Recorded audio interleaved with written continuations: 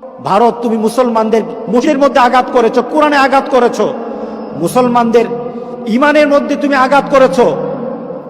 চীনকে দেখে শিখতে হয় নাই, অপেক্ষা করো, চীন থেকে আরো খারাপ পরিবেশ তোমার হয়ে যাবে।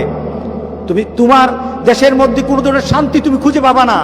চীন যেমন মুসলমানদের উপর আক্রমণ করে দেশের শান্তি দূর করে দিয়েছে, ঠিক তোমারও দেশের মধ্যে অশান্তি সৃষ্টি হয়ে যাবে, আল্লাহর গজব তোমার উপর নাজিল হবে। আমাদের পাশের দেশ ভারত, মুসলমান তাদের অধিকার, মুসলমানরা তাদের অধিকার এদেশে পালন করে আসছে, তারা ভারতবাসী হিসেবে আছে। ভারতে তারা ভারতের নাগরিকত্ব যেভাবে নেওয়া দরকার, যেভাবে পায় বংশগত বংশ পরম্পরায়, ঠিক ওইভাবেই তারা আছে। অনেকে হয়তো মাইগ্রেট করেছে, কিন্তু শুধু মুসলমানদের উপর বিপদে এসে দাঁড়িয়েছে। কি ঘোষণা দেওয়া হলো? বিতাড়িত করা হবে যাদের নাগরিকত্বের ব্যাপারে কোনো কাগজ, বংশ পরম্পরায় অথবা আগ থেকে কোনো ধরনের কাগজ যদি না দেখাতে পারে, দলিল যদি না দেখাতে পারে, তাহলে তাদেরকে রাখা হবে না। উদ্দেশ্য তা নয়, উদ্দেশ্য হলো ভারত থেকে মুসলমানদেরকে বিতাড়িত করা।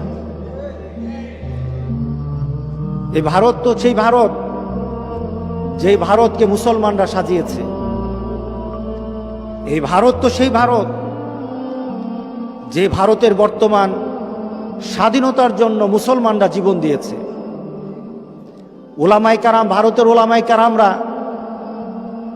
ইংরেজ বিরোধী আন্দোলন করেছে, দেশকে স্বাধীন করেছে। এই দেশকে সাজিয়েছে মুসলমানরা। এদেশের সমৃদ্ধি, ভারতের সমৃদ্ধি, ভারতের সৌন্দর্য সৃষ্টি করেছে মুসলমানরা। আজকে মুসলমানরা ভারতে থাকতে পারবে না, এই অযৌক্তিক দাবি ভারতের মুসলমানরা মেনে নিবে না। জান যাবে, তবু দেশ ছাড়বে না, তারা দেশ ছাড়বে না। সেই ঘোষণার কারণে তাদেরকে বিভিন্নভাবে আন্দোলনে নামতে হয়েছে। তাদের প্রত্যেক দাবি, এটা প্রত্যেক দাবি তাদের, সেটা আন্তর্জাতিক অঙ্গনে এটা রিকগনাইজড। তারা তাদের দাবির জন্য রাস্তায় নামলো। ভারতের মসজিদগুলি জ্বালিয়ে দেওয়া হচ্ছে, মুসলমানদের বাড়িঘরগুলি দিল্লিতে, বিশেষ করে দিল্লিতে মুসলমানদের ঘর বাড়ি জ্বালিয়ে দেওয়া হচ্ছে। সরকারি ডাটা অনুযায়ী প্রায় 40 জনের মতো শহীদ হয়েছে, কিন্তু বেসরকারিভাবে অনেক বেশি। ধরে ধরে আমাদের মুসলমান ভাইদেরকে মারা হচ্ছে, বাড়িগুলি জ্বালিয়ে দেওয়া হচ্ছে।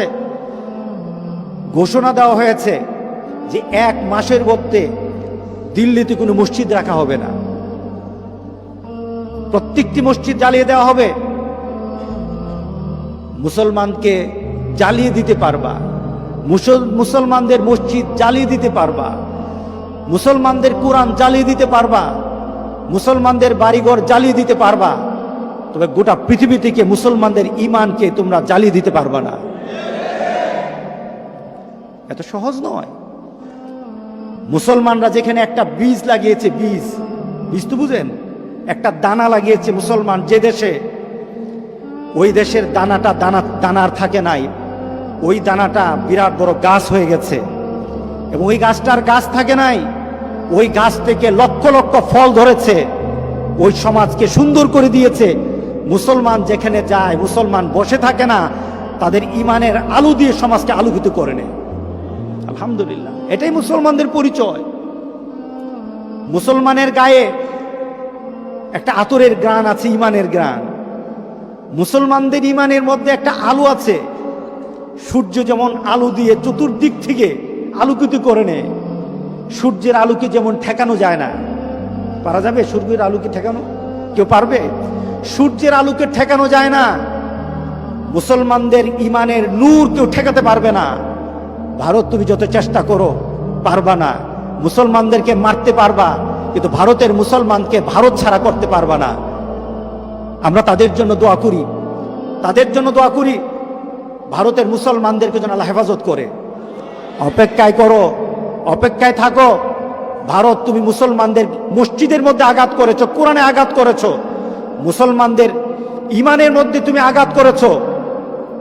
চীনকে দেখে শিখতে হয় নাই, অপেক্ষা করো।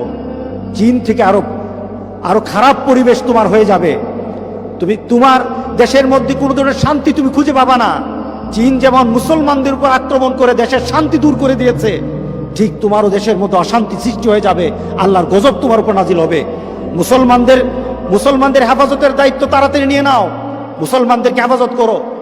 রাস্তাঘাটে মুসলমানদেরকে মেরে মেরে ফেলে দেওয়া হচ্ছে। আমরা কি বলতে পারবো না? আমরা কি কথা বলতে পারবো না? মুসলমানদের জন্য আমাদের কথা বলা দরকার নাই? আল্লাহর দরবারে বলা দরকার আছে কিনা বলেন?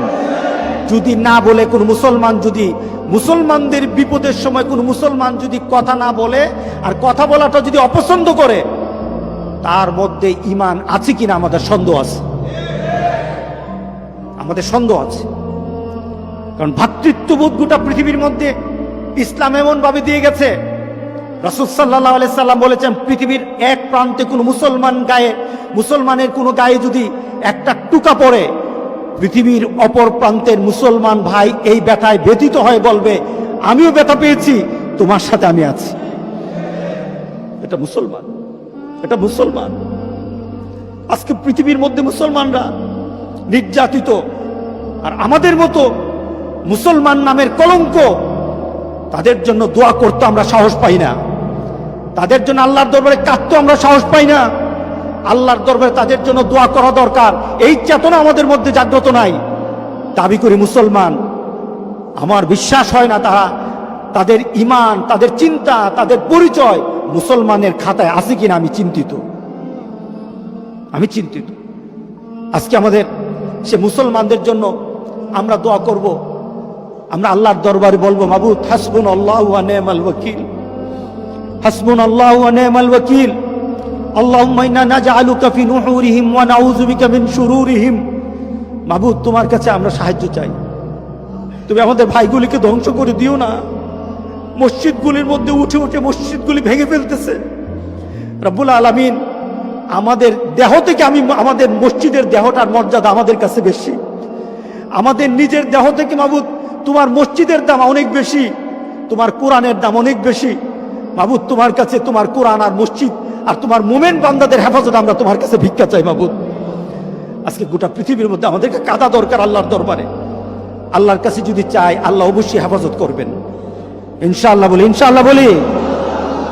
আল্লাহ কোনো বান্দার পেয়েছেন, বান্দা যখন পেরেশান হয়ে যায় আর একাগ্রতার সাথে আল্লাহকে ডাকে, আল্লাহ বলেন, বান্দা ওই ডাককে আমি খালি ফিরাই না রে বান্দা, আমি খালি ফিরাই দেব না।